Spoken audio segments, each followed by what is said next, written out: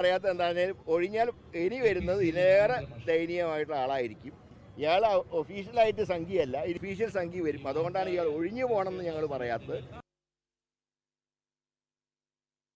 വടകരയിലെ വ്യാജ കാഫിർ സ്ക്രീൻഷോട്ട് കേസിൽ പ്രതികൾക്കെതിരെ വ്യാജരേഖ ചമയ്ക്കൽ കുറ്റം ചുമത്തി കേസെടുത്തു.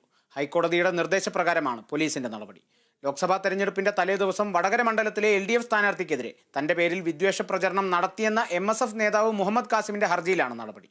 വ്യാജ പരാതിയിൽ തന്നെ പ്രതിയാക്കിയെന്നും യഥാർത്ഥ പ്രതികളെ കണ്ടെത്തി കേസെടുക്കണമെന്നുമാണ് മുഹമ്മദ് കാസിമിന്റെ ആവശ്യം. ഹർജിക്കാരന്റെ പരാതിയിൽ എന്തുകൊണ്ട് കേസെടുക്കുന്നില്ലെന്ന് കോടതി കഴിഞ്ഞ ദിവസം ആരാഞ്ഞിരുന്നു. നടൻ നിവിൻ പോളിക്കെതിരായ പീഡനക്കേസിൽ വിശദ പരിശോധനയ്ക്കൊരുങ്ങി പോലീസ്.